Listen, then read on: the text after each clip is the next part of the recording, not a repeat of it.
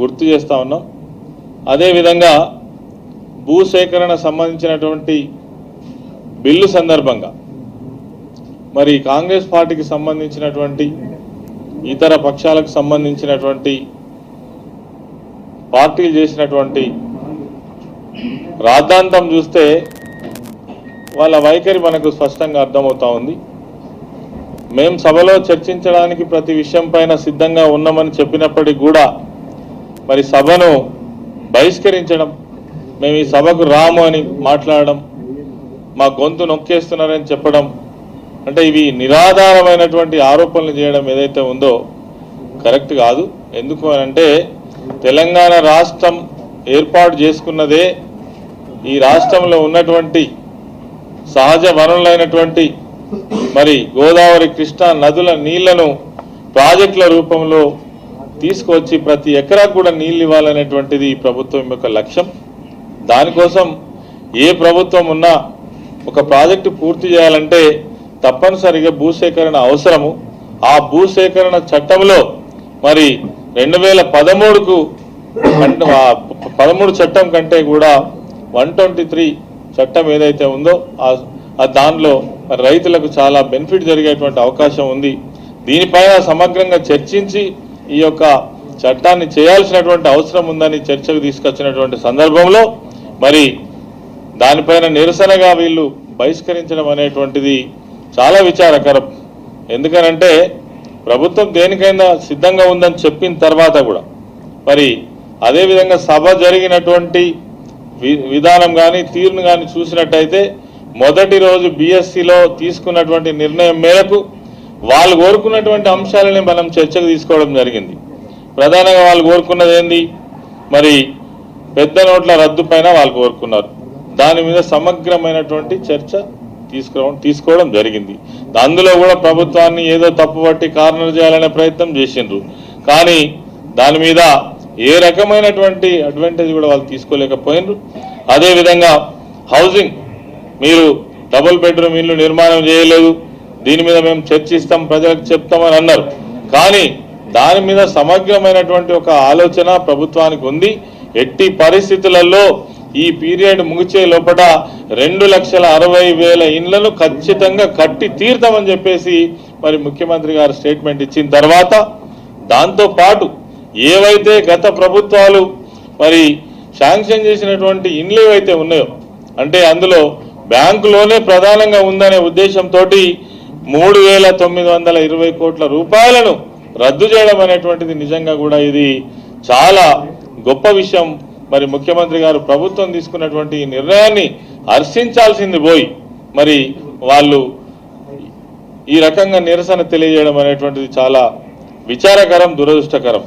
అదేవిధంగా రైతు సమస్యలపైన కానీ తర్వాత నయీం ఇష్యూలో కానీ ఏదో ప్రభుత్వం తప్పు చేసింది, ఇందులో మేము కార్నర్ చేస్తామనేటువంటి ప్రయత్నం చేయడం జరిగింది. కానీ ఎట్టికేలకు ఏ అంశం పైన మాట్లాడినా మరి ఆ అంశంలో తప్పకుండా ప్రభుత్వం తీసుకున్నటువంటి ప్రతి నిర్ణయం కూడా మరి మా మంత్రులు కానీ ముఖ్యమంత్రి గారు కానీ సమాధానం చెప్పిన తర్వాత వివరాలకు పోయిన తర్వాత ప్రతిపక్షాలు చేసేటువంటి ఏ ఆరోపణలు కూడా దమ్ము లేదని, అది ప్రజలు నమ్మే విధంగా లేదనేటువంటిది తేటతెల్లం అయిన తర్వాత సభలో మెదిలేటువంటి పరిస్థితి కానీ సభలో ఇంకా అంశాలపైన చర్చించేటువంటి పరిస్థితి కానీ వాళ్ళకు లేకపోవడం అనేటువంటిది కనబడతా ఉంది. అందుకే మరి ఏం మాట్లాడాలనో తోచక, ఏం చేయాలనో తోచక, ప్రభుత్వాన్ని ప్రశ్నించేటువంటి పరిస్థితి లేక, ఒకవేళ ప్రశ్నిస్తే ఒక్క ప్రశ్నకు 10 సమాధానాలు చెప్పేటువంటి విధంగా ప్రభుత్వం ముందుకు రావడంతో దిక్కు తోచినటువంటి పరిస్థితులలోనే ఈరోజు ప్రధాన ప్రతిపక్షమైనటువంటి కాంగ్రెస్ పార్టీ మరి ఏం చేయాలనో తోచక సభను బహిష్కరించడం అనేది జరుగుతుంది తప్ప వాళ్ళ యొక్క బహిష్కరణలో అర్థము ఉందని మాత్రం నేను అనుకోవడం లేదు. అదేవిధంగా ఇప్పుడు రానున్నటువంటి చర్చనీయ అంశాలు ఏవైతే ఉన్నాయో వాటి పట్ల కూడా మీరు మాట్లాడండి. మీకు సరైనటువంటి మీ సమయం ఉంది. ప్రజలకు మీరు ఏం చెప్పదలుచుకున్నారో, ప్రభుత్వాన్ని ఏ రకంగా ప్రశ్నించదలుచుకున్నారో మీరు మాట్లాడండి. మాట్లాడకుండా మీరు బయట వెళ్ళి నిరసనలు తెలియజేయడం ఏదైతే ఉందో ఇది సరైనటువంటిది కాదు. నాకు తెలిసినంత వరకు నేను కూడా దాదాపు 14 సంవత్సరాల నుంచి సభలో ఉన్నాను. సభలో ఒక్కొక్క అంశం పైన ఇంత స్పష్టంగా కులంకుశంగా ప్రతి సభ్యులకు కూడా అవకాశం ఇచ్చి అన్ని పార్టీలకు అవకాశం ఇచ్చి మరి ప్రతి విషయం పైన కూడా మరి ఇంత వివరంగా చర్చ జరగడం అనేటువంటిది నేను కూడా మొట్టమొదటిసారి చూస్తా ఉన్నాను. ఇది నిజంగా కూడా ఆహ్వానించదగ్గ విషయం. ఇంకా మీరు ప్రతిపక్షం పార్టీగా ఉండి ప్రధాన ప్రతిపక్ష పార్టీగా ఉండి మీరు ఏం కోరుకోవాల్సి ఉంది? సభను ఇంకా నిర్వహించాలని కోరుకోవాల్సి ఉంది, ఇంకా డేస్ పెంచాలని కోరుకోవాల్సి ఉంది. సభలో ఇంకా మేము అనేక విషయాలు చర్చకు తీసుకొచ్చే విషయం ఉందని చెప్పి కోరుకోవాల్సి ఉంది. కానీ ప్రభుత్వమేమో ముందుకొచ్చి చర్చకు సిద్ధమంటే మీరేమో చర్చించకుండా బయట నిరసన తెలపడం, సభను బహిష్కరించడం, తర్వాత ఇవాళ మేము పొడిగిస్తామని చెప్తే కూడా మీరు తెల్లబోయేటువంటి పరిస్థితి, మాట్లాడలేనటువంటి పరిస్థితి. గౌరవ ముఖ్యమంత్రి గారు చెప్పింది ఈ 11 తారీఖు వరకే కాకుండా పండగ తర్వాత కూడా, సంక్రాంతి పండగ తర్వాత కూడా అవసరం అనుకుంటే ఇంకా 3-4 రోజులు ఈ యొక్క సమావేశాలను మనం కొనసాగిస్తాం. ఇంకా అనేక విషయాలు మేము మరి ప్రభుత్వం చేస్తున్నటువంటి సంక్షేమ కార్యక్రమాలను ప్రజలకు అర్థమయ్యే విధంగా, వాళ్లకు ఖచ్చితంగా చేరే విధంగా మనం ఈ చర్చ తీసుకోవాల్సినటువంటి అవసరం ఉందని ముఖ్యమంత్రి గారు చెప్పిన తర్వాత ప్రతిపక్షం కానీ ఇతర పక్షాలు కానీ వాస్తవంగా మాట్లాడలేనటువంటి పరిస్థితి, వాళ్ళకి ఏ రకమైనటువంటి అవకాశం లేనటువంటి పరిస్థితి మనం ఈ సభలో చూస్తూ ఉన్నాం. అంటే దీన్ని బట్టి మనకు అర్థమయ్యేది ఒకటే, ప్రభుత్వం ఎంత బాధ్యతాయుతంగా ఉన్నది, ప్రభుత్వం తీసుకునేటువంటి కార్యక్రమాలు ఎంత గొప్పగా మరి ప్రజలు స్వీకరిస్తూ ఉన్నారు.